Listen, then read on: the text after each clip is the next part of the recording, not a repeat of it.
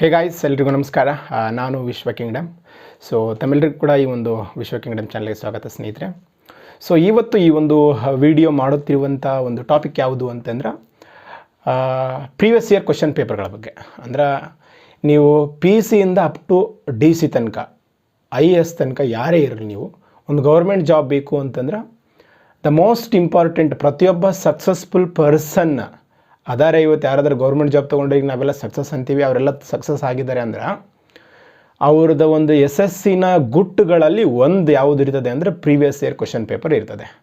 So ಇವತ್ತು entire ವೀಡಿಯೋವನ್ನು ಒಂದು ನೆಕ್ಸ್ಟ್ ಒಂದು 25-30 ಮಿನಿಟ್ಸ್ ಇರ್ತದೆ. ಸ್ಕಿಪ್ ಮಾಡಲಾರ್ದಂಗೆ ನೋಡಿರಿ. ಈ ವಿಡಿಯೋದಲ್ಲಿ ಪ್ರೀವಿಯಸ್ ಇಯರ್ ಕ್ವಶನ್ ಪೇಪರ್ಗೆ ಸಂಬಂಧಪಟ್ಟ ಹಾಗೆ ಏನೆಲ್ಲ ಕವರ್ ಮಾಡ್ತೀನಿ ಅಂದರೆ, ಒಂದು ಕಾಂಪಿಟೇಟಿವ್ ಎಕ್ಸಾಮಲ್ಲಿ ಅದು PC ಇರಲಿ, PSI ಇರಲಿ, SD ಇರಲಿ, FD ಇರಲಿ, ಹೆಚ್ಚು ಫೋಕಸ್ ಸ್ವಲ್ಪ PSI ಮತ್ತು PC ಮೇಲೆ ಮಾಡ್ತಿರ್ತೀನಿ, SD FD ಮೇಲೆ. ಯಾಕೆಂದರೆ ಇವಾಗ ಅವು ನಡೆದಾವೆ, ರಿಕ್ರೂಟ್ಮೆಂಟ್ ನಡೆದಾವೆ. ಯಾವುದೇ ಒಂದು ಎಕ್ಸಾಮ್ ಇರಲಿ, ಎಷ್ಟು ಇಂಪಾರ್ಟೆಂಟ್ ಒಂದನೇ ಟಾಪಿಕ್ ಏನಪ್ಪ ಅಂತಂದರೆ ಪ್ರೀವಿಯಸ್ ಇಯರ್ ಕ್ವಶನ್ ಪೇಪರ್ನ ಯಾಕೆ ಓದಬೇಕು, what is the importance of previous year question paper. ಎರಡನೇದು ಹೇಗೆ ಓದಬೇಕು, ಇಂಪಾರ್ಟೆನ್ಸ್ ಗೊತ್ತಾದ್ಮೇಲೆ ಮತ್ತು ಹೆಂಗೆ ಅಂತ ಗೊತ್ತಾಗಬೇಕಲ್ಲ. ಸೊ ಎರಡನೇದು ಏನಿರುತ್ತೆ ಅಂದರೆ ಇಂಪಾರ್ಟೆನ್ಸ್ ಆದಮೇಲೆ ಹೇಗೆ ಓದಬೇಕು ಅಂತ, ಹೇಗೆ ಓದಿದ್ರೆ ಕರೆಕ್ಟಪ್ಪ. ಮೂರನೇದು ಯಾವೆಲ್ಲ ಓದಬೇಕು. ಓಕೆ, ಈಗ PSI ಹಾಕಿದ್ದೀನಿ, PSI ಅಪ್ಲಿಕೇಶನ್ ಹಾಕಿದ್ದೀನಿ ಅಂದರೆ PSI ಕ್ವಶನ್ ಪೇಪರ್ ಅಷ್ಟೇ ಓದಬೇಕಾ ಅಥವಾ ಬೇರೆದು ಓದಿರಿ ಯೂಸ್ ಅದ. ಸೊ ಯಾವೆಲ್ಲ ಓದಬೇಕು. ನಾಲ್ಕನೇದು ಯಾವ ಕ್ವಶನ್ ಪೇಪರ್ ಎಲ್ಲಿ ಸಿಗ್ತವೆ ಅಂದರೆ ರೆಫರೆನ್ಸ್, ಯಾರಾದರೂ ಆಥರ್ಸ್ ಬರ್ದಾರ ಅಥವಾ ವೆಬ್ಸೈಟ್ಸ್ ಅದಾವ ಏನಂತ. ಈ 4 ವಿಷಯಗಳ ಜೊತೆಗೆ ಎಂಟೈರ್ ವಿಡಿಯೋದಲ್ಲಿ ಹಲವಾರು ವಾಸ್ತವ ಸತ್ಯಗಳಿರ್ತವೆ. ಪ್ರತಿಯೊಬ್ಬ ಆಸ್ಪಿರೆಂಟ್ ಮಾಡುವಂಥ ಮಿಸ್ಟೇಕ್ಸ್ಗಳಿರ್ತವೆ. ಮತ್ತು ಇಷ್ಟೆಲ್ಲ ಹೇಳ್ಬೇಕು ಅಂತಂದರೆ, ಯಾರಾದರೂ ನೀವೇನಾದರೂ ಫಸ್ಟ್ ಟೈಮ್ ಇದ್ರಿ ಅಂದ್ರೆ ನೀನು ಯಾರಪ್ಪ, ಹೂ ಆರ್ ಯು ಅಂತ ಅನ್ನೋದು ಇರ್ತೈತೆ. ಯಾಕಂತ ಕೇಳಿದ್ರೆ ಯೂಟ್ಯೂಬ್ ವೀಡಿಯೋ ಮಾಡ್ತಾ ಇದ್ದಾರೆ ಅಂತಂತಂದ್ರೆ ಎಲ್ಲ ಒಂದು ಕಡೆಗೆ ಮಾಡೋಕ್ಕೆ ಕೆಲಸ ಇಲ್ಲ ಅನ್ನಂಗೆ ಕಮೆಂಟ್ಸ್ಗಳನ್ನು ಕೂಡ ಬೇರೆ ಬೇರೆ ವಿಡಿಯೋಗಳಲ್ಲಿ ನೋಡ್ತಾ ಇರ್ತೀನಿ ನಾನು. ಸೊ ನೋಡಿ, ಈಗಾಗಲೇ ಒಂದು 55,000 ಜನ ಅಕ್ಸೆಪ್ಟೆಡ್ ಯೂಸರ್ಸ್ ಇದ್ದೀರಿ ಈ ಒಂದು ಚಾನಲ್ನ. ಅವ್ರನ್ನ ಹೊರತುಪಡಿಸಿ ಯಾರಾದರೂ ಫಸ್ಟ್ ಟೈಮ್ ಇದ್ದವ್ರು ಇದ್ರಿ ಅಂದರೆ ಯಾವುದೇ ಎಕ್ಸಾಮ್ ಪ್ರಿಪೇರ್ ಆಗಿರ್ನಿ, ನಾನು ವಿಶ್ವ ಅಂತ PC ಇಟ್ಕೊಂಡು police department, civil PSI, KSRP ಮತ್ತು RSI, SDA, FDA, accountant, assistant traffic inspector, assistant professor, ಸುಮಾರು ಒಂದು 12 ಹುದ್ದೆಗಳಿಗೆ ಯಾವುದೇ ಕೋಚಿಂಗ್ ಇಲ್ಲಾರದೆ ಸೆಲೆಕ್ಟ್ ಆಗಿ ಕಾಮರ್ಸ್ ವಿಷಯದಲ್ಲಿ 3 ಸಲ KSET, 4 ಸಲ JRF, 4 ಸಲ ನೆಟ್, ಜೊತೆಗೆ ಅಟ್ ಪ್ರೆಸೆಂಟ್ ಆಗಿ ಕೂಡ ಹಲವಾರು ಕಾಂಪಿಟೇಟಿವ್ ಎಕ್ಸಾಮ್ಸ್ಗಳನ್ನು ಬರಿತಾ ಇದ್ದೀನಿ ಮತ್ತು ಗೈಡ್ ಕೂಡ ಮಾಡ್ತಾ ಇದ್ದೀನಿ. ಸೊ ಅಂಥ ವ್ಯಕ್ತಿ ಸೈಡಲ್ಲಿ ಕಾಣುತ್ತೆ ಎಲ್ಲ ಮಾಹಿತಿ ನಿಮಗೆ. ಹಾಗಾಗಿ ನಾನೆಲ್ಲ ಏನೆಲ್ಲ ಎಕ್ಸಾಮ್ಗಳು ಪಾಸ್ ಆಗಿದ್ದೀನಿ, ಯಾವುದೇ ಕೋಚಿಂಗ್ ಇಲ್ಲ ಅಂದ್ರೆ ನನ್ನ ಬೆಸ್ಟ್ ಸಕ್ಸಸ್ಸಲ್ಲಿ ಇದು ಒಂದನೇ ವಿಷಯ ನೋಡೋಣ. ಏನು ರೀ ಇಂಪಾರ್ಟೆನ್ಸು, ಈ ಒಂದು ಪ್ರೀವಿಯಸ್ ಇಯರ್ ಕ್ವಶನ್ ಪೇಪರ್ಗಳದ್ದು ಇಂಪಾರ್ಟೆನ್ಸ್ ಯಾಕೆ ಓದಬೇಕಂತ. ಸೊ ನೋಡಿರಿ, ಪ್ರೀವಿಯಸ್ ಇಯರ್ ಕ್ವಶನ್ ಪೇಪರ್ ಓದಲಾರ್ದ ನೀವೇನಾದರೂ ಯಾವುದೇ ಎಕ್ಸಾಮ್ಗೆ ಪ್ರಿಪೇರ್ ಆದ್ರೆ ನಿಮ್ಮ SS ಯಾವಾಗಲೂ ದ್ವಂದ್ವ, ಕನ್ಫ್ಯೂಸಿಂಗಾಗಿ ಇರ್ತದೆ. ಕ್ಲಿಯರಾಗಿ ದಾರಿನೇ ಸಿಗಲ್ಲ. ಇದರದ್ದು ಇಂಪಾರ್ಟೆನ್ಸ್ ಒಂದೇ ಮಾತನಾಗೆ ಹೇಳಬೇಕು ಅಂತಂತಂದ್ರೆ, ನಾನು just 21-22, actually I was in 21-22 age when I started to prepare. ಆವತ್ತು ನಾನು ಕೋಚಿಂಗ್ ಹೋಗಲಾರದು, ಯಾವ ಸೀನಿಯರ್ ಇರಲಿಲ್ಲ. ನಾನು ಹೇಳಿದ್ನಲ್ಲ, ಎಷ್ಟೋ ಇದ್ರಲ್ಲಿ ಹೇಳಿ, ನನ್ನ ಮೊಬೈಲಲ್ಲಿ ನಾನು ಗೌರ್ಮೆಂಟ್ ಜಾಬ್ ತೊಗೋತಕ್ಕ ಇನ್ನೊಬ್ಬ ಗೌರ್ಮೆಂಟ್ ಎಂಪ್ಲಾಯಿ ನಂಬರ್ ನಾನು ಯಾವತ್ತೂ ಸೇವ್ ಮಾಡ್ಕೊಂಡಿಲ್ಲ. ಯಾಕಂತ ಕೇಳಿದರೆ ತೊಗೊಂಡಿರಲಿಲ್ಲ, ನಿಜ ಹೇಳ್ಬೇಕಂತಂದ್ರೆ ಅಂಥವ್ರು ಇರಲಿಲ್ಲ. ಹಾಗಾಗಿ ಯಾರಂತ ಸೀನಿಯರ್ಸು ಇರಲಿಲ್ಲ, ನಮ್ಮ ಕ್ಲೋಸು, ನಮ್ಮ ಆತ್ಮೀಯರಂಥವ್ರು ಅಥವಾ ನಮ್ಮ ಪರಿಚಯ ಇದ್ದಂಥವ್ರು. ನಾವು ಜಾಬ್ ತೊಗೊಂಡವ್ರನ್ನ ನಾವು ಯಾವತ್ತೂ ಹಿಂದೆ ಬಿದ್ದು ಪರಿಚಯ ಮಾಡ್ಕೊಂಡು ಇತಿಹಾಸ ಇಲ್ಲ. ಸೊ ಹಾಗಾಗಿ ಯಾರದು ಇದಿರ್ಲಾರ್ದ ಬೇರೆಯವ್ರು ನೋಡಿ ಕಲ್ತೀವಿ, ಲೆಕ್ಕ ಇಲ್ಲಾರ್ದ ಸಂಬಂಧಿ ನೋಡಿ ಕಲ್ತೀವಿ, ಅದು ಬೇರೆ ಮಾತು. ನನಗೆ ಬೆಸ್ಟ್ ಗುರು ಯಾರಪ್ಪ ನನ್ನ ಸಕ್ಸಸ್ಗೆ, ಎಲ್ಲ ನಾನು ಯಾವುದು ಹೆಚ್ಚು ಕಡಿಮೆ ನನ್ನೆಲ್ಲ ಜಾಬ್ಸ್ಗಳು GM ಅಲ್ಲೇ ಇದಾವೆ. ನನ್ನ ಕ್ಯಾಟಗರಿಯಲ್ಲಿ ಕಡಿಮೆನೇ, ಎಲ್ಲ 1-2 ಇರ್ಬೋದು ಅಷ್ಟೇ, ಏನು ಅದಾವ ಗೊತ್ತಿಲ್ಲ. ಅದು ಕೂಡ ಏನು ಸರ್ ನಿಮ್ಮೆಲ್ಲ ಆಗ್ಯಾವ ಅಂತ ಹೇಳ್ತೀರಿ, ಹಿಂಗೆ ಗೊತ್ತಿಲ್ಲ ಒಂದಿದ್ರೆ ನೆನ್ಪಿಟ್ಕೊಳ್ಬೇಕು ರೀ, ಒಂದಿದ್ರೆ ನೆನ್ಪಿಟ್ಕೊಳ್ತಾರೆ. ಈಗ ಈ ಕಾನ್ಸ್ಟೇಬಲ್ ಜಾಬ್ ಅದನ್ನ why should I remember it, SD ಅದು why should I remember it when I get A good job. So ಹಾಗಾಗಿ ಏನೂ ಕೋಚಿಂಗ್ ಇಲ್ಲಾರ್ದ, ಯಾರ್ದು ಮಾರ್ಗದರ್ಶನ ಇಲ್ಲಾರ್ದ ನಾನೆಲ್ಲ ಸಕ್ಸಸ್ ಆಗೋದಕ್ಕೆ ಕಾರಣನೇ ಪ್ರೀವಿಯಸ್ ಇಯರ್ ಕ್ವಶನ್ ಪೇಪರ್. ನನಗೆ ಕರೆಕ್ಟಾಗಿ ಗೈಡ್ ಮಾಡಿದ್ದ ಪ್ರೀವಿಯಸ್ ಇಯರ್ ಕ್ವಶನ್ ಪೇಪರ್. ಹಾಗಾಗಿ ಪ್ರೀವಿಯಸ್ ಇಯರ್ ಕ್ವಶನ್ ಪೇಪರ್ಗಳು ನಮ್ಮ ಸಕ್ಸಸ್ಸನ್ನು ದಾರಿಯನ್ನು ಸ್ಪಷ್ಟವಾಗಿ ಕ್ಲಿಯರಾಗಿ ಮಾಡುವಂಥ ಒಂದು ಬೆಸ್ಟ್ ಸೋರ್ಸ್. ಸೊ ನೀವು PC ಆದ್ರಾಗ್ರಿ, DC ಆದ್ರಾಗ್ರಿ, KS ಆದ್ರಾಗ್ರಿ, ನೀವು ಸಕ್ಸಸ್ ಆಗಬೇಕು ಕ್ಲಿಯರಾಗಿ. ನಾನು ಲಕ್ ಮೇಲೆ ಡಿಪೆಂಡ್ ಆಗಬಾರ್ದು. ಗೊತ್ತಾಗ್ಬಿಡ್ತೈತೆ ನಿಮಗೆ ಓದುವಾಗಲೇ, ಎಸ್ ನಾನು ಓದಿದ್ದು ಕರೆಕ್ಟ್ ಐತಿ. ಒಂದನೇದು ನಿಮ್ಮ ಅಧ್ಯಯನದ ನಿಮ್ಮ ಗುರಿಯ ದಾರಿಯನ್ನು ವೆರಿ ಕ್ಲಿಯರಾಗಿ ಮಾಡ್ತೈತೆ. ಯಾಕಂತ ಕೇಳಿದ್ರೆ ಯಾವ್ಯಾವ ಕ್ವಶನಿಗೆ ಕೇಳ್ಯಾರ ಅನ್ನೋದ್ರ ಮೇಲೆ ನೀವೇನಾದರೂ ಓದಿದ್ದೆ ಆದ್ರೆ ಕ್ಲಿಯರ. ಹೇಳ್ತೀನಿ ನಾನು ಹೆಂಗೆ ಓದ್ಬೇಕು ಅನ್ನೋದನ್ನು ಹೇಳ್ತೀನಿ. ಅದಕ್ಕೆ ಪ್ರೀವಿಯಸ್ ಇಯರ್ ಕ್ವಶನ್ನು ನಿಮ್ಮ ಓದು ಸ್ಟಡಿ ಏನಾಯ್ತು ನೋಡ್ರಿ, ಇಲ್ಲಿ ಏನು ಓದಬೇಕು ಅನ್ನೋದಕ್ಕಿಂತ ಏನು ಓದಬಾರ್ದು ಅನ್ನೋದು ಭಾಳ ಇಂಪಾರ್ಟೆಂಟ್. ಯಾವುದೋ ವ್ಯಕ್ತಿ ಹೇಳ್ಬೋದು, ಈಗ ನಾನು ಹೇಳ್ಬೋದು, ಇನ್ನೊಬ್ಬ ಸಕ್ಸಸ್ ಹೇಳ್ಬೋದು.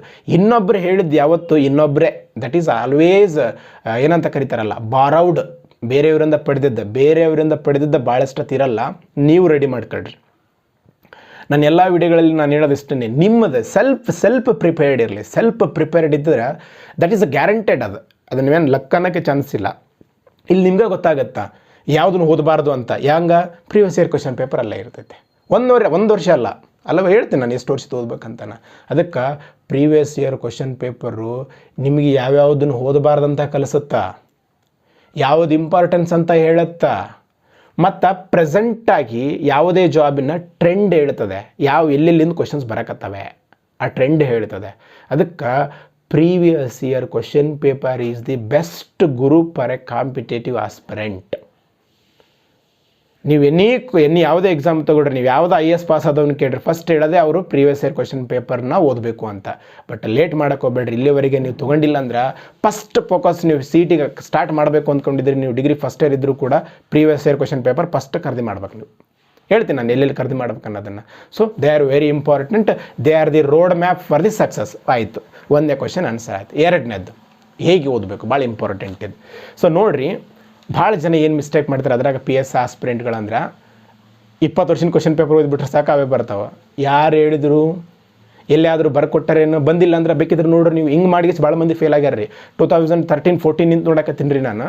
ಹಿಂಗೇ ಯಾರೋ ಹೇಳೋದನ್ನು ಕೇಳೋದು. ಈಗ ಸರ್ ಮತ್ತು ನೀವು ಕೂಡ ಯಾರೂ ಅಲ್ಲ, ನಾನು ಹೇಳಿದ್ನಲ್ಲ, ನಾನು ಹೇಳೋದೆಲ್ಲ 100% ನಾನು ಯಾವತ್ತೂ ನಾನು ಪಾಸ್ ಆದಾಗಿಂದ ಹೇಳಕತ್ತಿಲ್ಲ. ಪ್ರೆಸೆಂಟಾಗಿ ನಾನು ಯಾವುದೋ ಒಂದು ಕ್ವಶನ್ ಎಕ್ಸಾಮ್ ನಡೀತದೆ, ಕಾನ್ಸ್ಟೇಬಲ್ ಎಕ್ಸಾಮ್ ನಡೀತದೆ ಅಂತಂದ್ರೆ ಆ ಕ್ವಶನ್ ಪೇಪರ್ನ 2 ದಿನ ಅನಾಲಿಸಿಸ್ ಮಾಡ್ತೀನಿ. ಏನು ಸರ್ 2 ದಿನ ಏನು ಮಾಡ್ತೀರಿ? ಹಂಗೆ ನಾನು ಹೇಳಿದ್ನಲ್ಲ, ಒಂದು ಮಾತು ಹೇಳ್ಬೇಕಂತಂದ್ರೆ ಪ್ರಿಪ್ರೇಷನ್ ಭಾಳ ಬೇಕು. ಅದಕ್ಕೆ ಎಲ್ಲಿಂದ ಕ್ವಶನ್ಸ್ ಬರಕತ್ತವ, ಹೆಂಗೆ ಕ್ವಶನ್ಸ್ ಬರಕತ್ತವ, ಎಷ್ಟು ಹಿಸ್ಟ್ರಿ ಬಗ್ಗೆ ಅಂತ ಕೇಳಿದ್ರೆ, ಎಷ್ಟು ಜಿಯೋಗ್ರಫಿ ಕೇಳಿದ್ರೆ, ಯಾಕೆ ಹಿಸ್ಟ್ರಿ ಕೇಳಕತ್ತಾರ, ಜಿಯೋಗ್ರಫಿಯಲ್ಲಿನೇ ಪ್ರಾಕೃತಿಕ ಭೂಗೋಳಶಾಸ್ತ್ರ ಜಾಸ್ತಿ ಕೇಳಿದ್ರೆ, ಇಂಡಿಯನ್ ಜಿಯೋಗ್ರಫಿ ಜಾಸ್ತಿ ಕೇಳಿದ್ರೆ, ಕರ್ನಾಟಕ ಜಾಸ್ತಿ ಕೇಳಿದ್ರೆ, ಇವನ್ನೆಲ್ಲ ಅನಾಲಿಸಿಸ್ ಮಾಡ್ತಿರ್ತೀನಿ. ಆ ಎಲ್ಲ ಅನುಭವಗಳ ಆಧಾರದ ಮೇಲೆ ಹೇಳ್ತಾ ಇದ್ದೀನಿ ನಿಮಗೆ. ಸೊ ಹೆಂಗೆ ಓದಬೇಕಂದ್ರೆ, ನೀವು ಬರೀ PSIಗೆ ಬರೀ ಕ್ವಶನ್ ಪೇಪರ್ ಅಷ್ಟೇ ಓದಕತ್ತಿದ್ರಿ ಅಂದ್ರೆ ಅಗೇನ್ ನಿಮ್ಮ ಸಕ್ಸಸ್ಸನ್ನು ಲಕ್ ಮೇಲೆ ಬಿಡ್ಬೇಕಾಗತ್ತೆ ನೋಡ್ರಿ, ಗ್ಯಾರಂಟಿ ಇಲ್ಲ. ಬರೇ ವೆಬ್ಸೈಟನ್ನ ಫಾಲೋ ಮಾಡಕತ್ತಿದ್ರಿ ಅಂದ್ರೆ ಗ್ಯಾರಂಟಿ ಇಲ್ಲ. ಬುಕ್ಸನ್ನು ಫಾಲೋ ಮಾಡಿರಿ, ವೆಬ್ಸೈಟನ್ನು ಫಾಲೋ ಮಾಡಿರಿ, ಕ್ವಶನ್ ಪೇಪರ್ನು ಫಾಲೋ ಮಾಡಿರಿ. ಇಷ್ಟೆಲ್ಲ ಹೇಳಿದಾಗ ಮತ್ತೊಂದು ಮಾತು ಹೇಳ್ತೀರಿ, ಸರ್ ಟೈಮ್ ಕವರ್ ಆಗಬೇಕಲ್ಲ. ಅಬ್ಬಬ್ಬಬ್ಬಬ್ಬ, ಏನು ದಿನದ 24 ತಾಸಿನಾಗ ಒಂದೇ ಒಂದು ನಿಮಿಷ ವೇಸ್ಟ್ ಮಾಡಲ್ಲ ನೋಡು. ಕೈಯಾಗ ಮೊಬೈಲ್ ಇಟ್ಕೊಂಡಾಗ ಯಾರ ಜೊತೆ ಮಾತಾಡ್ತಿರ್ಬೇಕಾದ್ರೆ, ಊಟಕ್ಕೆ ಕಾಫಿಗೆ ಹೋದಾಗ, ಟೀಗೆ ಹೋದಾಗ ಅರ್ಧ ತಾಸು ಉದ್ರಿ ಮಾತಾಡಿ ಬರ್ತೀರಿ. ನಿಮ್ಗೆ ಓದಿದ್ದನ್ನು ಇದನ್ನು ಮಾಡಿದ್ದನ್ನು ಓದುವಂಥದ್ದು ಕೊಟ್ಟಂಥ ಟೈಮ್ ಯಾವತ್ತೂ ವೇಸ್ಟ್ ಅಂದ್ಕೋಬಾರ್ದು. ಅದನ್ನು ನಮಗೆ ಓದಕ್ಕೆ ಕೊಟ್ಟದ್ದು ಭಾಳ ಟೈಮ್ ಅನಿಸುತ್ತೆ, ಆದರೆ ಕೆಲ್ಸಕ್ಕೆ ಬರಲಾದ ವಿಷಯಗಳು ಮಾಡಿದಾಗ ನಮ್ಗೆ ಟೈಮೇ ಅನಿಸಲ್ಲ. ಅದು ಬರಬಾರ್ದು. ಇದು ಕೂಡ ನಿಮಗೆ ಪಾರ್ಟ್ ಆಫ್ ಸ್ಟಡಿ. ಅದು ದಟ್ ಇಸ್ ಅ ಪರ್ಫೆಕ್ಷನ್. ಅದು ನೋಡ್ರಿ, ಅಡ್ಡ ದಾರಿ ಹಿಡಿದ ಶಾರ್ಟ್ ಕಟ್ ದಾರಿ ಹೋಗೋದ್ರ ಬದಲಾಗಿ ಸಕ್ಸಸ್ ಗ್ಯಾರಂಟಿ ಅಲ್ಲ. ಅದು ಪರ್ಫೆಕ್ಟ್ ದಾರಿಗೆ ಹೋಗ್ರಿ. ಅದೇ ಹೇಳ್ತಾರಲ್ಲ, ಪ್ರಾಕ್ಟೀಸ್ ಮೇಕ್ಸ್ ಮ್ಯಾನ್ ಪರ್ಫೆಕ್ಟ್ ಅಲ್ಲ, perfect practice makes man perfect.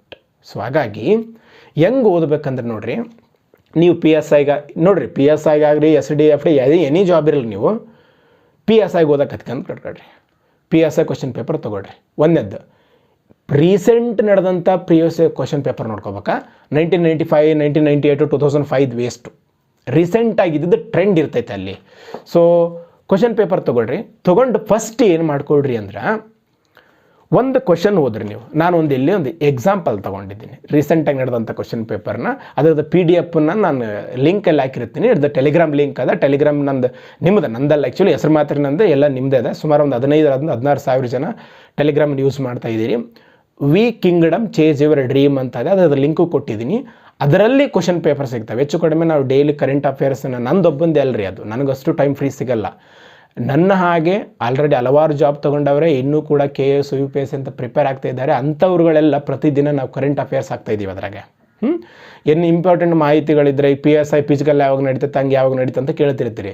ಈಗ ಯೂಟ್ಯೂಬಲ್ಲಿ ಮಾಡಿದೀವಪ್ಪ ಅಂತಂತಂದರೆ ಸಂಬಂಧಪಟ್ಟ ಹುಚ್ಚು ಮಾತಾಡ್ತಿರ್ತಾನೆ, ಅದನ್ನು ಅನ್ಸ್ಕೊಳ್ಳೋಕ್ಕಾಗಲ್ಲ ನನಗೆ. ನಾನು ರಿವರ್ಸ್ ಕೊಡ್ತೀನಿ, ಅದನ್ನು ಅನ್ಸ್ಕೊಂಡು ಸುಮ್ಮನೆ ಕೊಡಲ್ಲ. ಏನೋ ಹೇಳ್ತಾರಲ್ಲ ನಾಯಿ ಬಗಳ್ತಾ ನಾನು ಸುಮ್ಮನೆ ಕೊಡಲ್ಲ ಅದನ್ನು. ನಾನು ಹೇಳಿದ್ನಲ್ಲ, ಅದು ನಮ್ಮ ನೇಚರೇ ಅಲ್ಲ. ಯಾಕಂತ ಕೇಳಿದ್ರೆ ನಾವು ಮಾಡೋ ಕೆಲಸ ಇನ್ನೊಬ್ರಿಗೆ ಯೂಸ್ ಆಗಲಂತ ಹೊರತಾಗಿ ಇನ್ನೊಬ್ಬರಿಂದ ಏನು ಅನ್ಸ್ಕೊಳ್ಳಿ ಅಂತ ಅಲ್ಲ. ಆ ಟೆಲಿಗ್ರಾಮ್ ಗ್ರೂಪಲ್ಲಿ ಡೈಲಿ ಅಪ್ಡೇಟ್ಸ್ ಕೊಡ್ತೀನಿ ನಾನು. ಏನೇ ಅಪ್ಡೇಟ್ಸ್ ಇದ್ದರೂ ಕೂಡ ಅದರಲ್ಲಿ ಕೊಡ್ತೀನಿ. ನೀವು ಒಂದು ವೇಳೆ ಫಸ್ಟ್ ಟೈಮ್ ಇದ್ದರೆ ಅದನ್ನು ಜಾಯಿನ್ ಆಗಿರಿ.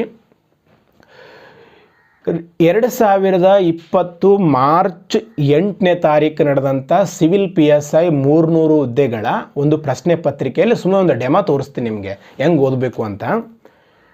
ಕ್ವಶನ್ ಪೇಪರ್ ಓದಬೇಕಾದ್ರೆ ಎಷ್ಟು ಸಬ್ಜೆಕ್ಟ್ಗಳು ಕೇಳ್ಯಾರಂತ ಬರ್ಕೋಬೇಕ್ರಿ. ಹೆಂಗೆ ಒಂದು ಸೀಸ್ ಪೆನ್ಸಿಲ್ ತಗೊಳ್ರಿ. ಈಗ ನೋಡ್ರಿ, ಒಂದು ಕ್ವಶನ್ ಐತ್ರಿ ಇಲ್ಲಿ. RBI ಯಾವ ವರ್ಷದಲ್ಲಿ ರಾಷ್ಟ್ರೀಕರಣವಾಯಿತು ಅಂತ ಕ್ವಶನ್ ಕೇಳ್ಯಾರ. ಇದನ್ನು ಏನು ಮಾಡ್ಕೋಬೇಕು ನೀವು ಅಂತಂದ್ರೆ, ಕ್ವಶನ್ಗೆ ಆನ್ಸರ್ ಹುಡುಕಬಾರ್ದು. ಫಸ್ಟ್ ಮಿಸ್ಟೇಕ್ ಇದು. ಯಾವುದೇ ಕಾರಣಕ್ಕೂ ಕ್ವಶನ್ಗೆ ಆನ್ಸರ್ ಹುಡುಕಬಾರ್ದು. ಜಸ್ಟ್ ಇದನ್ನು ಏನು ಮಾಡ್ಬೇಕಪ್ಪ ಅಂದ್ರೆ, ಇದು ಯಾವ ಸಬ್ಜೆಕ್ಟು, ಎಕನಾಮಿಕ್ಸ್, ECO ಅಥವಾ ಅರ್ಥಶಾಸ್ತ್ರ ಅಂತ ಬರ್ಕೊಂಡ್ರೆ ಅದರ ಮೇಲೆ ಸೀಸ್ ಪೆನ್ಸಿಲ್ಲಿ. ಒಟ್ಟ ಕೀ ಆನ್ಸರ್ ನೋಡಬೇಡ್ರಿ. ನೀವು ಒಂದು ವೇಳೆ ಯಾವ ಕೀ ಆನ್ಸರ್ ನೋಡಬೇಕು ಅಂತಂದ್ರೆ, ಕೀ ಆನ್ಸರ್ ಒಟ್ಟ ನೋಡೋಕೆ ಹೋಗ್ಬಾರ್ದು. ಇಲ್ಲೇ ನಿಮಗೆ ಆಲ್ರೆಡಿ ಎಕನಾಮಿಕ್ಸ್ ಓದಿದ ಮೇಲೆ RBI ಸಂಬಂಧಪಟ್ಟಂಥದ್ದು ಒಂದು ಪ್ರಶ್ನೆ ಬರ್ತದೆ. ಸೊ ಎಕನಾಮಿಕ್ಸ್ ಅಂತ ಬರ್ಕೊಳ್ರಿ. ಇನ್ನು ಎರಡನೇ ಪ್ರಶ್ನೆ ಕೇಳ್ಯಾರ, ಯಾವ ದಿನವನ್ನು ರಾಷ್ಟ್ರೀಯ ಮತದಾರರ ದಿನವೆಂದು ಆಚರಿಸುತ್ತಾರೆ? ಇದು ಯಾವ ಸಬ್ಜೆಕ್ಟ್ ಸರ್ ಹೇಳಿದ್ದೀನಿ ನಾನು. ಒಂದು ಕಾಂಪಿಟೇಟಿವ್ ಎಕ್ಸಾಮಲ್ಲಿ ಸಾಮಾನ್ಯವಾಗಿ GK ಪೇಪರ್ ಅಂತಂದರೆ 5+2, ಇತಿಹಾಸ, ಭೂಗೋಳಶಾಸ್ತ್ರ, ಸಂವಿಧಾನ, ಸಾಮಾನ್ಯ ವಿಜ್ಞಾನ, ಅರ್ಥಶಾಸ್ತ್ರ. ಇವು 5ಕ್ಕೂ ಸಂಬಂಧಪಟ್ಟಂಥವ ಕರೆಂಟ್ ಅಫೇರ್ಸ್ 6. ಅದು ಮೆಂಟಲ್ ಎಬಿಲಿಟಿ 7 ಕೇಳ್ತಾರೆ. 5 ಸಬ್ಜೆಕ್ಟ್ ಬೇಸಿಕ್ ಏನದಾವ ನೋಡ್ರಿ, ಅವನು ಕಂಪಲ್ಸರಿ ಓದಲೇಬೇಕು ನೀವು ಪರ್ಫೆಕ್ಟ್. ಇಲ್ಲಿ ರಾಷ್ಟ್ರೀಯ ಮತದಾರ ದಿನ ಸರ್, ಇದನ್ನು ಯಾವುದಂತ ಅಂದ್ಕೋಬೇಕ್ರಿ ಸರ್? ಈ ದಿನಗಳಂತ ಬರ್ತಾವೆ ನೋಡ್ರಿ, ಒಂದು ಕ್ವಶನ್ ಫಿಕ್ಸ್ ಅನ್ಬೇಕು. ಇದನ್ನು ಆನ್ಸರ್ ನೋಡಬಾರ್ದು, ದಿನಗಳ ಮೇಲೆ ಒಂದು ಕ್ವಶನ್ ಫಿಕ್ಸ್. ಇದನ್ನು ಯಾವ ಸಬ್ಜೆಕ್ಟ್ನ ಕವರ್ ಮಾಡ್ಕೋಬೇಕು ಸರ್? ಕರೆಂಟ್ ಅಫೇರ್ಸ್ ಅಂತ ಮಾಡ್ಕೊಳ್ರಿ ಸರ್. ಇಲ್ಲೇನು ಅದೇನು ಕಂಪಲ್ಸರಿ ಅಂತಿಲ್ಲಲ್ಲ, ಅನುಕೂಲ ರೀ. ಇಲ್ಲಿ ನೋಡ್ರಿ, ಕಾಂಪಿಟೇಟಿವ್ ಪ್ರಿಪೇರ್ ಆಗೋದು ಫಸ್ಟ್ಗೆ ವಿಷಯಗಳನ್ನು ಕಾಂಪ್ಲಿಕೇಟ್ ಇರೋದನ್ನು ಸಿಂಪಲ್ ಮಾಡ್ಕೋಬೇಕು. ನಾವೀಗ ಇದನ್ನೇ ಒಂದು ದಿನಗಳೇ ಒಂದು ಸಬ್ಜೆಕ್ಟ್ ಮಾಡ್ಕೊಂಡ್ಬಿಟ್ರೆ 8 ಸಬ್ಜೆಕ್ಟ್ ಆಗ್ತಾವೆ. ಜಾಸ್ತಿ ಭಾರ ಹೊತ್ಕೊಂಡು ತಿರುಗಾಡಬೇಡ್ರಿ. ಭಾರ ಇದ್ದದನ್ನು ಅಗುರು ಮಾಡ್ಕೊಳ್ರಿ, ಅದನ್ನು ಸಿಂಪಲ್ ಮಾಡ್ಕೊಳಕ್ಕೆ ನೋಡ್ರಿ. ಇದನ್ನು ನಾನು ಕರೆಂಟ್ ಅಫೇರ್ಸ್ ಅಂತ ಮಾಡ್ಕೊಳ್ತೀನಿ. CA ಕರೆಂಟ್ ಅಫೇರ್ಸ್ ಅಥವಾ ಪ್ರಚಲಿತ ಘಟನೆಗಳು, ನಿಮ್ಮ ಅನುಕೂಲ ತಕ್ಕಂಗೆ ಬರ್ಕೊಡ್ರಿ ಅದನ್ನು ಕ್ವಶನ್ ಪೇಪರ್ಲಿ ಸೀಸ್ ಪೆನ್ಸಿಲ್ಲಿ. ನೆಕ್ಸ್ಟ್ ಇನ್ನೊಂದು ಕ್ವಶನ್ ಕೇಳ್ಯಾರ, ಸಂವಿಧಾನದ ಯಾವ ತಿದ್ದುಪಡಿ ರಾಜನೀತಿ ನಿರ್ದೇಶಕ ತತ್ವಗಳಿಗೆ ಮೂಲಭೂತ ಹಕ್ಕುಗಳಿಗಿಂತ ಹೆಚ್ಚಿನ ಆದ್ಯತೆ ಕೊಟ್ಟಿತ್ತು? ಕಾನ್ಸ್ಟಿಟ್ಯೂಷನ್. IC ಅಂತ ಬರ್ಕೊಡ್ರಿ. ಆನ್ಸರ್ ನೋಡೋಕೆ ಹೋಗಬಾರ್ದು. ICದ ಮೇಲೆ ಕ್ವಶನ್, ಮತ್ತು IC ಕ್ವಶನ್ ಅಂತ ಬರ್ಕೊಂಡ ಮೇಲೆ ತಿದ್ದುಪಡಿಗಳು ಬರ್ತೈತೆ, ರಾಜನಿರ್ದೇಶಕ ತತ್ವಗಳು ಮತ್ತು ಮೂಲಭೂತ ಹಕ್ಕುಗಳ ಬಗ್ಗೆ ಓದ್ಕೋಬೇಕು ಪರ್ಫೆಕ್ಟಾಗಿ. ಈಗ ನೆಕ್ಸ್ಟ್ ಇನ್ನೊಂದು ಕ್ವಶನ್ ಕೇಳಿದ್ರೆ, ಈ ಕೆಳಗಿನ ಯಾವ ಭಿನ್ನರಾಶಿ ದೊಡ್ಡದು ಅಂತ? ಮೆಂಟಲ್ ಎಬಿಲಿಟಿ ಅಥವಾ ಮ್ಯಾಥಮೆಟಿಕ್ಸ್. ಮೆಂಟಲ್ ಎಬಿಲಿಟಿ ಅಂತ ಕೊಡ್ರಿ. ನಾವು ಇತ್ತೀಚೆಗೆ ಮೆಂಟಲ್ ಎಬಿಲಿಟಿಗೆ ಸಂಬಂಧಪಟ್ಟಂಗೆ ಒಂದು ವಿಡಿಯೋ ಮಾಡ್ತೀನಿ ರೀ, ಯಾವ ಟಾಪಿಕ್ ಬರ್ತಾವಂತ. ಮತ್ತು ಆ ಟಾಪಿಕ್ ಬರ್ತಾವ ಅಂತ ಹೇಳಲ್ಲ, ಬರ್ಬೋದು. ಇತ್ತೀಚೆಗೆ ಟ್ರೆಂಡ್ ನೋಡಿ ಮಾಡ್ತೀನಿ. ಒಂದು 8ರಿಂದ 10 ಕ್ವಶನ್ ಪೇಪರ್ನ SDA, FDA, PSI ಎಲ್ಲ ಕ್ವಶನ್ ಪೇಪರ್ ನೋಡಿ ಮಾಡ್ತೀನಿ. ಇದು ಮೆಂಟಲ್ ಎಬಿಲಿಟಿ ಆಯಿತು. ಒಂದು ಎಕನಾಮಿಕ್ಸ್ ನೋಡಿದ್ವಿ, ಕಾನ್ಸ್ಟಿಟ್ಯೂಷನ್ ನೋಡಿದ್ವಿ, ಕರೆಂಟ್ ಅಫೇರ್ಸ್ ನೋಡಿದ್ವಿ, ಮೆಂಟಲ್ ಎಬಿಲಿಟಿ ನೋಡಿದ್ವಿ. ಇನ್ನೊಂದು ಕ್ವಶನ್ ಕೇಳಿದ್ದಾರೆ, ಆಧುನಿಕ ಪಿರಿಯಾಡಿಕ್ ಟೇಬಲ್ನಲ್ಲಿ ಒಂದು ನಿರ್ದಿಷ್ಟ ಪೀರಿಯಡ್ನಲ್ಲಿ ಎಡದಿಂದ ಬಲಕ್ಕೆ ಹೋದಾಗ ಪರಮಾಣುವಿನ ಗಾತ್ರ ಸಾಮಾನ್ಯವಾಗಿ ಏನಾಗ್ತದೆ ಅಂತ. ಕ್ವಶನ್ನು ಸೈನ್ಸಾ? ಸೈನ್ಸ್. ಆನ್ಸರ್ ನೋಡ್ಬೇಡ್ರಿ, ಸೈನ್ಸ್ ನೋಡ್ಕೊಳ್ರಿ. ಸೈನ್ಸ್ ಅಂತ ನೋಡ್ಕೊಂಡ ಮೇಲೆ ಇದು ಫಿಸಿಕ್ಸು, ಕೆಮಿಸ್ಟ್ರಿನೋ, ಬಯಾಲಜಿನೋ ಮತ್ತು ಡಿವಿಷನ್, ಮತ್ತು ಕೆಮಿಸ್ಟ್ರಿ ಬಯಾಲಜಿ ಅಂತ ಡಿವೈಡ್ ಮಾಡಿದ ಮೇಲೆ, ಮತ್ತು ಅಥವಾ ಯಾವುದೋ ಫಿಸಿಕ್ಸ್ ಅಂತ ಡಿವೈಡ್ ಮಾಡಿದ ಮೇಲೆ, ಅಥವಾ ಕೆಮಿಸ್ಟ್ರಿ ಅಂತ ಡಿವೈಡ್ ಮಾಡಿದ್ಮೇಲೆ ಪಿರಿಯಾಡಿಕ್ ಟೇಬಲ್ ಅನ್ನೋದು ಒಂದು ಪರ್ಫೆಕ್ಟ್ ಆಗಬೇಕು. ಒಂದು ಕ್ವಶನ್ ಬರ್ದು ಅನ್ಬೇಕು. ಈ ಕ್ವಶನ್ ನೋಡೋದಲ್ಲ, ಇದು ಕ್ವಶನ್ ಜೊತೆಗೆ ಆ ಪಿರಿಯಾಡಿಕ್ ಟೇಬಲ್ ಸಂಬಂಧಪಟ್ಟಂಥ ಯಾರು ಮಾಡಿದರು, ಅದ್ರಾಗ ಹೆಂಗೆ ಅಡ್ಡ ಸಾಲು, ಉದ್ದ ಸಾಲು, ಅದ್ರ ಪರಮಾಣು ಸಂಖ್ಯೆ ಏನು ಬೇಕಾದ ಕೇಳಲಿ. ಇದು 5 ಆದಮೇಲೆ ಇನ್ನೂ ಒಂದು ಯಾವುದು ಬರ್ತೈತೆ ಅಂತಂದರೆ, ಈಗ ಇತಿಹಾಸ. ಸೊ ಇತಿಹಾಸದಾಗ ಒಂದು ಕ್ವಶನ್ ಕೇಳ್ಯಾರ್ರಿ, ಫೆಬ್ರವರಿ 5, 1922 ಭಾರತದ ಇತಿಹಾಸದಲ್ಲಿ ಡ್ಯಾಶ್ಗೋಸ್ಕರ ಪ್ರಸಿದ್ಧಿಯಾಗಿದೆ. ಚೌರಿ ಚೌರ ಘಟನೆ. ಸೊ ಅಂದರೆ 5 ಆಗಾಗ ಆನ್ಸರ್ ನೋಡೋಕೆ ಹೋಗ್ಬೇಡ್ರಿ, ಇತಿಹಾಸನ. ಸೊ ಇತಿಹಾಸ 6 ಸಬ್ಜೆಕ್ಟ್ ಆಯಿತು. ಈಗ ಇನ್ನೊಂದು ಕ್ವಶನ್ಸ್ ಕೇಳ್ತಾರೆ, ಬರ್ಖಾನಾ ಫಾಲ್ಸ್ ಯಾವ ನದಿಯಲ್ಲಿದೆ? ಫಾಲ್ಸ್. ಜಿಯೋಗ್ರಫಿ. ಆನ್ಸರ್ ನೋಡ್ಬೇಡ್ರಿ, ಜಿಯೋಗ್ರಫಿ ನೋಡ್ಕೊಳ್ರಿ. 7 ಸಬ್ಜೆಕ್ಟ್ ಅದಾವ ರೀ. ಈ ಥರ ಎಂಟೈರ್ 100 ಪ್ರಶ್ನೆಗಳನ್ನು ಸಬ್ಜೆಕ್ಟ್ ವೈಸ್ ಎಲ್ಲ ಬರ್ಕೊಡ್ರಿ. ಈ ಎಕನಾಮಿಕ್ಸ್ ಅಂತ ಬರ್ಕೊಡ್ರಿ, ಅದರ ಮೇಲೆ ಸಬ್ಜೆಕ್ಟ್ ವೈಸ್ 100 ಕ್ವಶನ್ಸ್ಗಳು ನೀವೇ ಕೌಂಟ್ ಮಾಡ್ಕೊಡ್ರಿ. ಹೆಚ್ಚು ಕಡಿಮೆ ಆಗ್ಬೋದು. ಕೆಲವೊಂದು ಈಗ ಪರಿಸರ ಅಧ್ಯಯನಕ್ಕೆ ಸಂಬಂಧಪಟ್ಟಂಥ ಜಿಯೋಗ್ರಫಿದಾಗ ಬರ್ಬೋದು, ಕೆಲವೊಂದು ಸಂವಿಧಾನದಾಗ ಸಂಬಂಧಪಟ್ಟಂಥ ಮಾಡರ್ನ್ ಇಂಡಿಯನ್ ಹಿಸ್ಟ್ರಿದಾಗ ಬರ್ಬೋದು. ಹೆಚ್ಚು ಕಡಿಮೆ ಆದರೆ ಪರವಾಗಿಲ್ಲ, ನಿಮ್ಮ ಅನುಕೂಲಕ್ಕೆ ತಕ್ಕಂಗೆ ಮಾಡ್ಕೊಡ್ರಿ. 100 ಪ್ರಶ್ನೆಗಳನ್ನು ನೋಡಿಕೊಂಡ್ರೆ, ಈಗ ನಾನು ಈ ಕ್ವಶನ್ ಪೇಪರ್ನ ಹೆಂಗೆ ಮಾಡ್ಕೊಂಡಿದ್ದೀನಿ ಅಂದರೆ ಸಂವಿಧಾನದಾಗ 11 ಕೇಳ್ಯಾರ ಅಂತ ಹೇಳ್ಕೊಂಡಿನಿ, ಎಕನಾಮಿಕ್ಸ್ನಾಗ 10 ಅಂತ ನೋಡಿದ್ದೀನಿ, ಕಂಪ್ಯೂಟರ್ ಅವೇರ್ ಕರೆಂಟ್ ಅಫೇರ್ಸಲ್ಲಿ 21 ಮಾಡ್ಕೊಂಡಿನಿ. ಆದರೆ ಇಲ್ಲಿ ಹೆಂಗೆ ಮಾಡ್ಕೊಂಡೆ ಅಂದ್ರೆ ಸರ್ಕಾರದ ಯೋಜನೆಗಳು, ಪ್ರಮುಖ ದಿನಾಚರಣೆಗಳು, ಸ್ಪೋರ್ಟ್ಸು ಕೂಡ ನಾನು ಕರೆಂಟ್ ಅಫೇರ್ಸ್ದಾಗೆ ಮಾಡ್ಕೊಂಡಿನಿ. ಮೆಂಟಲ್ ಅಬಿಲಿಟಿ 9 ಮಾಡೀನಿ, science 11, geography 20, history 15, computer 1-2 question. ಈ ರೀತಿ 100 ಕ್ವಶನ್ಗಳನ್ನ ನಾನು ನೋಡಿದೆ. ಅವಾಗ ನನಗೆ ಗೊತ್ತಾಗುತ್ತೆ ನಾನು ಏನೇನು ಓದಬೇಕು ಅಂತ.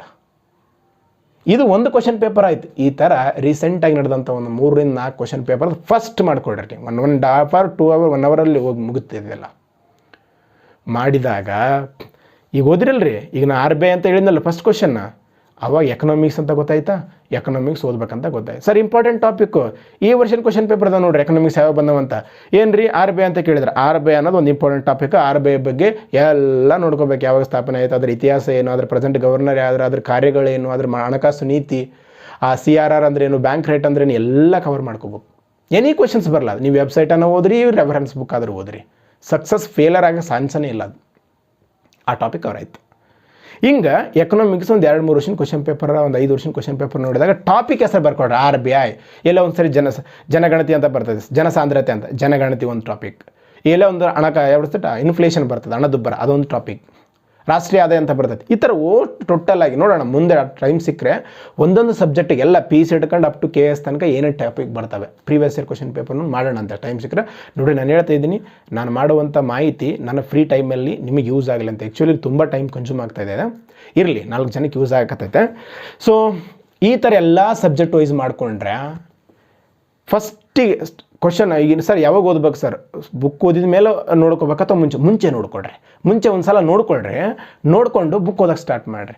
ಬುಕ್ ಓದೋಕ್ಕೆ ಸ್ಟಾರ್ಟ್ ಮಾಡಿದಾಗ ನೀವು RBI ಓದಕತ್ರಿ ಅಂದ್ರೆ ಅಲ್ಲಿ ಗೊತ್ತಾಗುತ್ತೆ RBI ಯಾವಾಗ ರಾಷ್ಟ್ರೀಕರಣಗೊಂಡಿತ್ತು, ಅಲ್ಲಿ ಇಡ್ತತೆ ಸಮಥಿಂಗ್ January 1, 1949 ಅಂತ ಇದ್ದಾಗ ಜಸ್ಟ್ ಏನು ಮಾಡಿರಿ ಗೊತ್ತೇನೋದನ್ನು, ಈ ಒಂದು ಸೀಸ್ ಪೆನ್ಸಿಲ್ ತಗೊಳ್ರಿ, 2020 300 PSI ಅಂತ ಅಲ್ಲಿ ಸೀಸ್ ಪೆನ್ಸಿಲ್ ಬರೀರಿ. ನೀವು ಎಲ್ಲೆಲ್ಲಿ ಕ್ವಶನ್ಸ್ ನೋಡ್ತೀರಲ್ಲ ಅಲ್ಲೆಲ್ಲೇ ಬರೆದು ಬಿಡ್ರಿ ಓದುವಾಗಲೇ. ಅದೇನಾಗಿಬಿಡ್ತದೆ ಗೊತ್ತಾ, ನೆಕ್ಸ್ಟ್ ಟೈಮ್ 3 ಸಾರಿ ರಿವಿಷನ್ ಮಾಡ್ಬೇಕ್ರಿ ಜಾಬ್ ಆಗ್ಬೇಕಾದ್ರೆ. ಕೀಪ್ ಇನ್ ಮೈಂಡ್, ನಾನು ಒಂದು ಸಾರಿ ಓದಿ ನಾನು ನೆನಪಿರಲ್ಲ, ಯಾರಿಗಿರುತ್ತಲ್ಲ ನೆನಪು, ಒಂದು ಸಾರಿ ಓದಿ ಯಾರಿಗೆ ನೆನಪಿರಲ್ಲ, ಅವೆಲ್ಲ ಸುಳ್ಳು. ಎಲ್ಲರಿಗೂ ನೆನಪಿರ್ತೈತೆ, ಮನಸ್ಸು ಕೊಟ್ಟರೆ ಎಲ್ಲರಿಗೂ ನೆನಪಿರ್ತೈತೆ. ಯಾವುದು ಇಂಪಾರ್ಟೆಂಟ್, ನಿಮ್ಮ ಜಾಬ್ ಇಂಪಾರ್ಟೆಂಟಾ, ನಿಮ್ಗೆ ನೆನಪು ಬರೋ ವಿಷಯಗಳು ಇಂಪಾರ್ಟೆಂಟ್, ಅಷ್ಟು ನೀವು ಡಿಸೈಡ್ ಮಾಡ್ಬೇಕಷ್ಟೇ. ಸೊ ಈಗ ಏನಾಗಿಬಿಡ್ತೈತೆ, 2ನೇ ಸಾರಿ ರಿವಿಷನ್ ಮಾಡೋ ಹೊತ್ತಿಗೆ ಇಂಪಾರ್ಟೆನ್ಸ್ ಅಂತ ಗೊತ್ತಾಗ್ಬಿಡ್ತೈತೆ. 3ನೇ ಸಾರಿ ರಿವಿಷನ್ ಮಾಡಿದಾಗ ಕಣ್ಣು ಮುಂದೆ ಬರ್ತೈತೆ, ಫೇಲ್ ಆಗೋ ಚಾನ್ಸೇ ಇಲ್ಲ. ನೋಡಿ, ನಾವು ಓದಲಾರ್ದ ಸುಳ್ಳು ಹೇಳಿ ತೋರಿಕೆ ಮಾಡ್ಕೊಂಡು ಫೇಲ್ ಆಗಬೇಕು ಹೊರತಾಗಿ ಓದಿದ್ರೆ ಯಾರೂ ಫೇಲ್ ಆಗಲ್ಲ. Keep in mind. ಈಗ ಈ ಥರ ಸಬ್ಜೆಕ್ಟ್ ವೈಸ್ ನೋಡ್ತಾ ಇರಬೇಕಾದ್ರೆ ಫಸ್ಟ್ ಸರಿಗೆ ಒಂದು ಸರಿ ನೋಡ್ಕೊಳ್ರಿ, ಸೆಕೆಂಡ್ ಸಾರಿ ಬುಕ್ ಓದ್ರಿ. ಫಸ್ಟ್ ಕ್ವಶನ್ ಪೇಪರ್ ನೋಡ್ಕೊಡ್ರಿ ಒಂದು 2-3 ವರ್ಷ.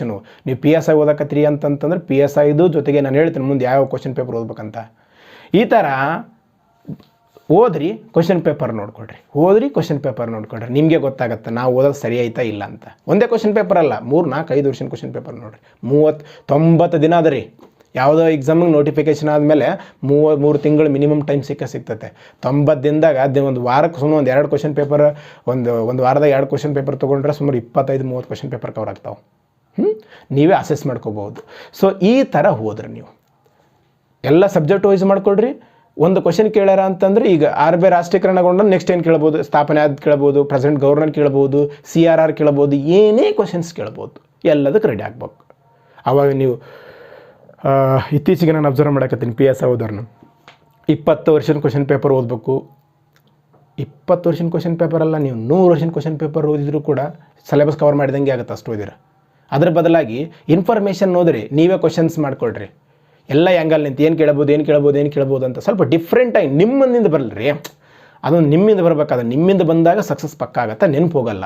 ಇನ್ನೊಂದು ರೆಡಿ ಮಾಡಿದಿತ್ತಪ್ಪ ಅಂತಂದ್ರೆ ಅದು ಯೂಸ್ ಆಗಲ್ಲ ಜಾಸ್ತಿ. ಮತ್ತು ಇತ್ತೀಚೆಗೆ ವೆಬ್ಸೈಟ್ ನೋಡತ್ತೀನಿ, ಬರೀ ವೆಬ್ಸೈಟ್ ಅಷ್ಟು ಕ್ವಶನ್ ಎಲ್ಲ ಡೌನ್ಲೋಡ್ ಮಾಡಿಕೊಂಡು ವೆಬ್ಸೈಟ್ದಂದೇ ನೋಡತ್ತೀನಿ, ಅಷ್ಟು ಕವರ್ ಮಾಡಿರಿ ಸಾಕಲ್ಲ ಅಂತ ಹೇಳ್ತೀವಿ. ಯಾವುದೋ ಒಂದು ವರ್ಷನಾಗ ಅವೇ ಬರ್ಬೋದು. ಹಿಂದಿನ ವರ್ಷದಿಂದ ಯಾವುದೋ ನೋಡಿದ್ರೆ ಬರೀ ವೆಬ್ಸೈಟ್ನಾಗ ಬಂದಿರ್ಬೋದು, ಇದೇ ವರ್ಷನೂ ವೆಬ್ಸೈಟ್ನಿಂದೇ ಬರ್ತಾವಂತ ಏನು ಗ್ಯಾರಂಟಿ ಅದ? ಬರಲಿಲ್ಲ ಅಂದ್ರೆ ಏನು ಮಾಡ್ತೀರಿ? ಅದಕ್ಕೆ ನಿಮ್ಮ ಸಕ್ಸಸ್ಸನ್ನು ಬಹುದು ಅನ್ನೋದಕ್ಕಿಂತ ಬರುತ್ತದೆ ಅಂತ ಗ್ಯಾರಂಟಿ ಮಾಡಿಕೊಡ್ರಿ. ಬುಕ್ಸ್ ಓದ್ರಿ, ಬುಕ್ಸ್ ಓದಿದ ಮೇಲೆ ವೆಬ್ಸೈಟ್ ಕ್ವಶನ್ ಪೇಪರ್ಗಳನ್ನ ಆನ್ಸರ್ ಮಾಡಿರಿ. ವೆಬ್ಸೈಟ್ ಕ್ವಶನ್ ಪೇಪರ್ ನೋಡಿದ ಮೇಲೆ ಕ್ವಶನ್ ಪೇಪರ್ ಟ್ರೆಂಡ್ ನೋಡಿರಿ. ಸರ್ ಈ ವರ್ಷನ ಪೇಪರ್ ಬಂದಂಗೆ ಬರ್ತದೆ, ಬರಲಿಕ್ಕಿಲ್ಲ, ನಾನು ಅದೇ ಹೇಳಿದ್ನಲ್ಲಿ ಇಲ್ಲಿ ಎಲ್ಲ ಕವರ್ ಆಗಿಬಿಡ್ತೈತೆ, ಸಕ್ಸಸ್ ಪಕ್ಕ. ಈ ಥರ ಓದ್ಬೇಕು ನೋಡಿರಿ. ಇದು ಎರಡನೇ ಕ್ವಶನ್ ಆಯ್ತು, ಹೇಗೆ ಓದ್ಬೇಕು ಅನ್ನೋದು. ಮೂರನೇದು ಯಾವೆಲ್ಲ ಕ್ವಶನ್ ಪೇಪರ್ ಓದಬೇಕು ಅಂದರೆ, ಈಗ PSI ಪ್ರಿಪೇರ್ ಆಕೈತಿರಪ್ಪ, ಬರೀ PSI ಕ್ವಶನ್ ಪೇಪರ್ ಅಷ್ಟೇ ಓದಬೇಕಾ? PSI ಇನ್ನು ಅದರಲ್ಲಿ ವಿಶೇಷವಾಗಿ PSI ಕ್ವಶನ್ ಪೇಪರ್ ಓದೋರಿಗೆ ಹೇಳಕತ್ತಿ ನೋಡ್ರಿ, ನೀವು ಪ್ರೀವಿಯಸ್ ಆಗಿ ಓದಾಕತ್ತೀರಿ ಅಂದರೆ PSIದು ರೀಸೆಂಟ್ ಆಗಿರೋದು ಫಸ್ಟ್ ಪ್ರಿಫರೆನ್ಸ್ ಕೊಡ್ರಿ. ಓಲ್ಡ್ ಓದಕ್ಕೆ ಹೋಗ್ಬೇಡ್ರಿ ಜಾಸ್ತಿ, ರೀಸೆಂಟ್ ಆಗಿರೋದಕ್ಕೆ ಅದನ್ನೂ ಓದಬೇಕು.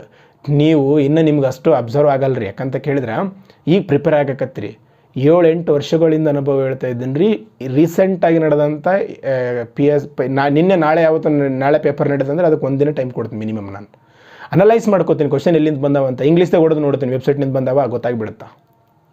ಮತ್ತು ತೆಗೆಕತ್ತಾರೆ ಹೆಂಗದಾರೆ ಏನು ನೀನು ನಾನು ಹೇಳಿದ್ನಲ್ಲ ಏನು PhD ಇನ್ನೂ 8-10 ವರ್ಷದಿಂದ ಮಾಡಿದ್ದೀನಿ ನಾನು, ಇವತ್ತಲ್ಲ PhD.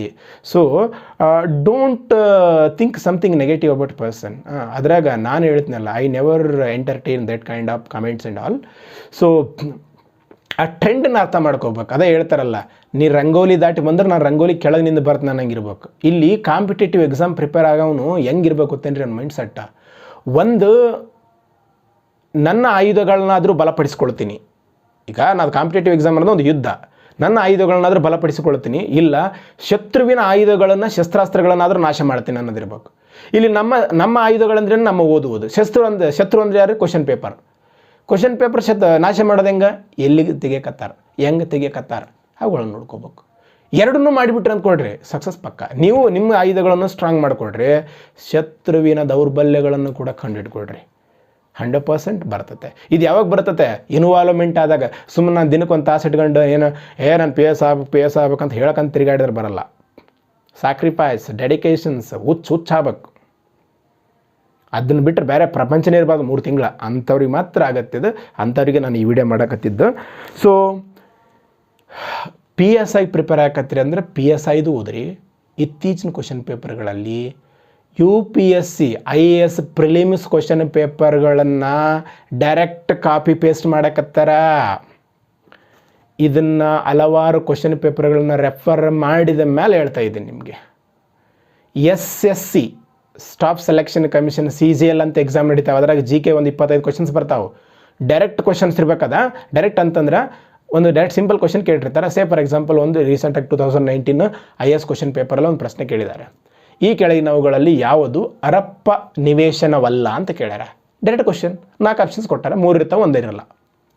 ಇದನ್ನೇನು ಮಾಡ್ತಾರೆ, ಪೊಲೀಸ್ ಡಿಪಾರ್ಟ್ಮೆಂಟಲ್ಲಿ ಕ್ವಶನ್ ಪೇಪರ್ ತೆಗೆಯೋರು ಯಾರೋ ಸಬ್ಜೆಕ್ಟ್ ಎಕ್ಸ್ಪರ್ಟ್ಗಳಲ್ಲ, IPS ಅಧಿಕಾರಿಗಳು, ನಾನ್ ಎಕ್ಸಿಕ್ಯೂಟಿವ್ನಲ್ಲಿರುವಂಥ IPS ಅಧಿಕಾರಿಗಳು.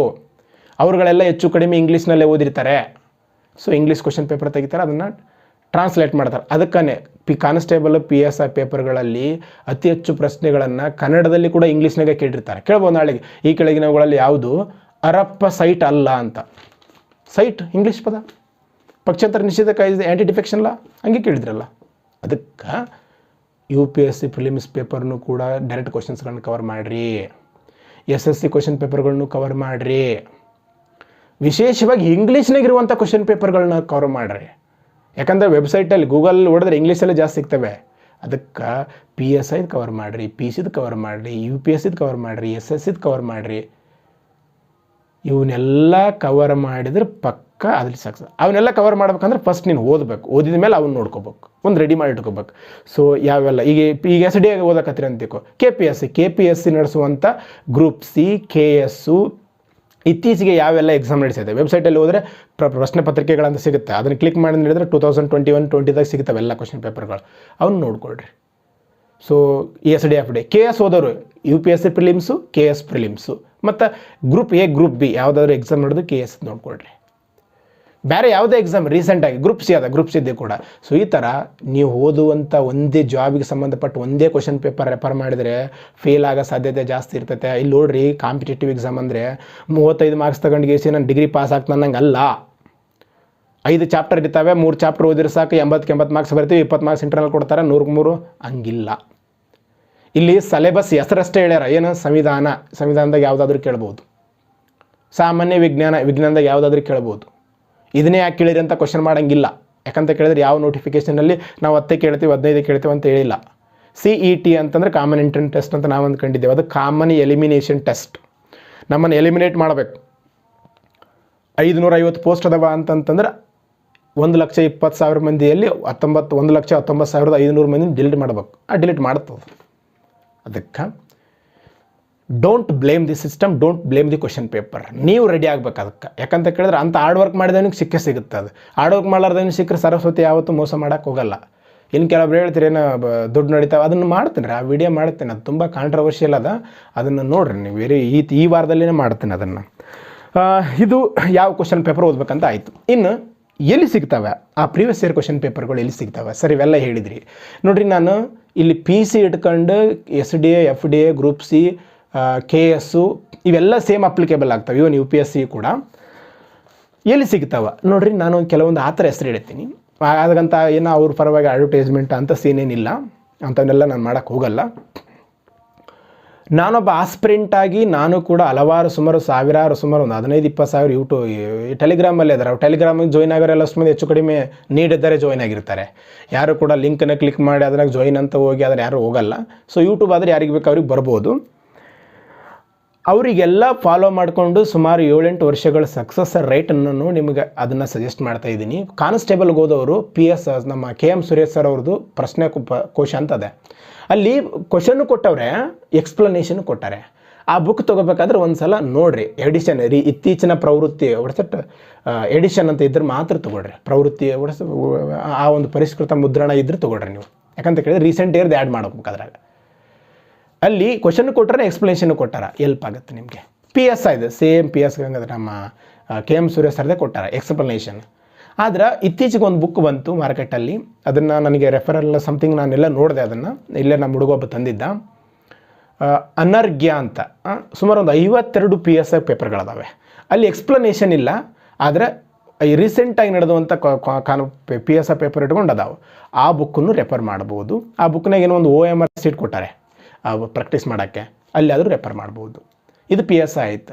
ಇನ್ನು KPS ಇದು SDA FDಗೆ ಸಂಬಂಧಪಟ್ಟಂಗೆ KM ಸುರೇಶ್ ಸರೇ ಬುಕ್ ಬರ್ದಾರೆ. ಡೀಟೇಲ್ಡ್ ಕ್ವಶನ್ ಪೇಪರ್ ಅದ.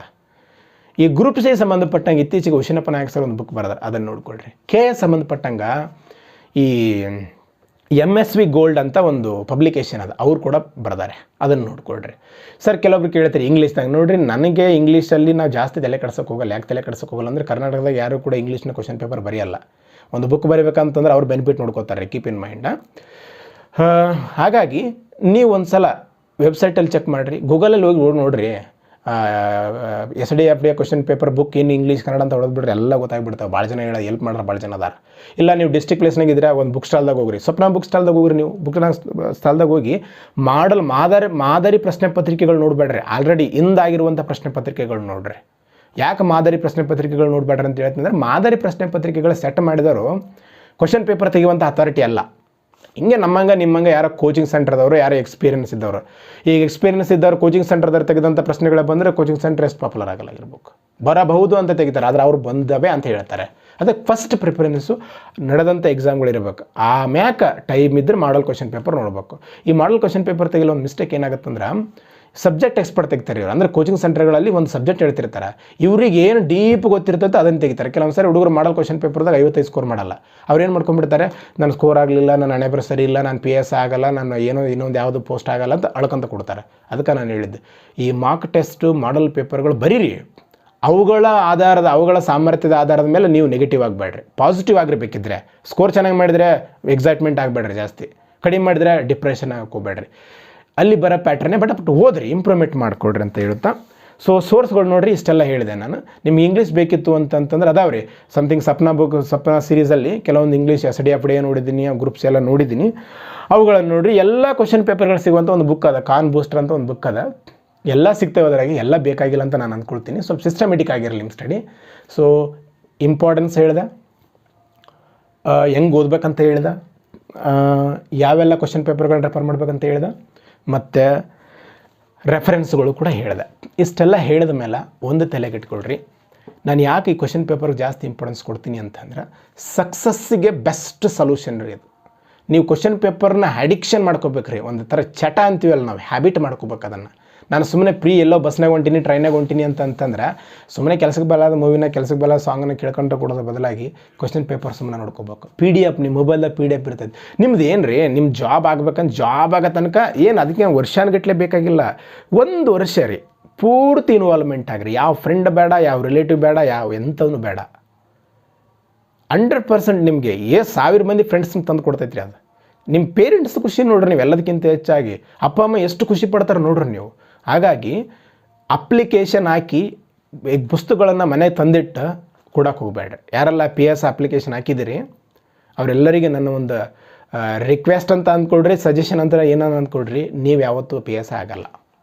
ಅಪ್ಲಿಕೇಶನ್ ಹಾಕಿ ಮನೆಗೆ ತಂದಿಟ್ರ ಎವ್ರಿ ಡೇ, ಇವತ್ತು ನಾಳೆಗೆ ಏಪ್ರಿಲ್ 1 ರೀ, ಏಪ್ರಿಲ್ 1 ಪ್ರಮಾಣ ಮಾಡ್ಕೊಳ್ರಿ. Not it is a full day, ಅದು 3 ದಿನ ಅಲ್ಲ, ಹಣಕಾಸು ವರ್ಷದ ಆರಂಭ. ನಮ್ಮ ಭಾರತ ರಾಷ್ಟ್ರೀಯ ಬಜೆಟ್ ಅಂಬೇಡ್ಕರ್ ಅವರು ಪ್ರಾಬ್ಲಮ್ ಇಂಡಿಯನ್ ರೂಪಿ ಅನ್ನೋ ಬುಕ್ಕಲ್ಲಿ ಎಲ್ಟನ್ ಯಂಗ್ ಅವರ ಕಮಿಷನ್ ಆಧಾರದ ಮೇಲೆ ಸ್ಥಾಪನೆಯಾದ RBIನ ಒಂದು ದಿನ ಸ್ಟಾರ್ಟ್ ಮಾಡಿರಿ. ಮತ್ತು ನಮ್ಮ ಈಗ ಯುಗಾದಿ ಸ್ಟಾರ್ಟ್ ಆಗುತ್ತೆ, ನ್ಯೂ ಇಯರ್. ಹಿಂದೂ ಕ್ಯಾಲೆಂಡರ್ ಪ್ರಕಾರ, ಇಂಡಿಯನ್ ಕ್ಯಾಲೆಂಡರ್ ಪ್ರಕಾರ ಅದೇ ತಾನೇ. ಪ್ರಮಾಣ ಮಾಡ್ಕೊಳ್ರಿ, ಇವತ್ತು ನ್ಯೂ ಇಯರ್, ನಮಗೆ ನೆಕ್ಸ್ಟ್ ನ್ಯೂ ಇಯರ್ ಯುಗಾದಿಗೆ ಬರೋದ್ರೊಳಗಾಗಿ ನಮ್ಮ ಮನೆಯಲ್ಲಿ ನೆಕ್ಸ್ಟ್ ಯುಗಾದಿಯನ್ನು I will celebrate with something a special person, ಆ ಥರ ಮಾಡ್ಕೊಳ್ರಿ. ಸೊ ಅಂತ ಹೇಳುತ್ತಾ ಪಾಸಿಟಿವ್ ಆಗಿರಲಿ, ನೆಗೆಟಿವ್ ಜನರ ಬಗ್ಗೆ ಇದು ಬೇಡ. ನಮ್ಮ ಹುತ್ಸಾಹ ಯಾವತ್ತೂ ಕೂಡ ಒಂಥರ ಏನೋ ಒಂದು ಇದು ಥರ ಆಗಬಾರ್ದು. ಅದು ಭತ್ತದ ಬಣಿವೆ ಥರ ಆಗಬಾರ್ದು. ಬಣಿವೆ ಬೆಂಕಿ ಹಚ್ಚಿಬಿಟ್ರೆ ಸುಟ್ಬಿಡ್ತೈತೆ ರೀ, ಅದೊಂದು ಕಸ. ನಾವೇನು ಕಣಿಕೆ ಬಣಿವೆ ಅಂತೀವಲ್ಲ, ಸುಟ್ಬಿಡ್ತೈತೆ. ಆದರೆ ಕಲ್ಲಿದ್ದಿಲಿನ ಕಾವು ಥರ ಆಗಬೇಕು. ಕಲ್ಲಿದ್ದಲಿಗೆ ಯಾಕೆ ಕಲ್ಲಿದ್ದಲು ನಾವು ಇಂಧನ ಯೂಸ್ ಮಾಡ್ತೀವಿ ಅಂದರೆ ಅದು ಜಾಸ್ತಿ ಕಾವು ಕೊಡ್ತೈತೆ. ಸದಾ ಬರ್ನ್ ಆಗ್ತಿರ್ಬೇಕು, ಎದೆಯಾಗ ದಗ್ಗ ಹುರಿತಿರ್ಬೇಕು. ಸುಮ್ಮನೆ ಯಾರೋ ಇನ್ನೊಬ್ಬರಾಗ್ಯಾರ ಅಂತ ನೋಡಿ ಆದರೆ ಅದು ವರ್ಕೌಟ್ ಆಗಲ್ಲ. ನಿನ್ನ ಡೆಡಿಕೇಟ್ ಮಾಡ್ಕೊ. ಅದಕ್ಕಾಗಿಯೇ ಭಾಳಷ್ಟು ಜನ ಆರಂಭ ಸೂರರಾಗಬೇಡ್ರಿ. ಆರಂಭ ಸೂರರಾಗಿಲ್ಲ ಅಂದರೆ ಸಕ್ಸಸ್ ಪಕ್ಕಾ ಆಗುತ್ತೆ.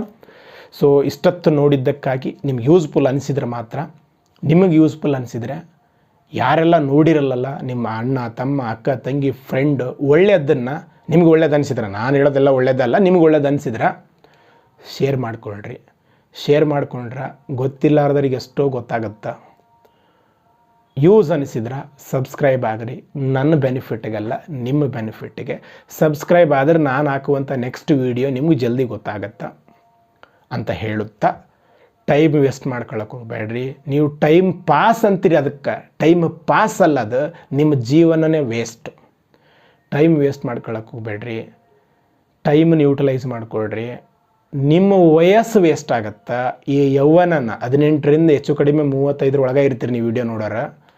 ಈ ಯೌವನವನ್ನು ವೇಸ್ಟ್ ಮಾಡ್ಕೊಳಕ್ಕೆ ಹೋಗಬೇಡ್ರಿ.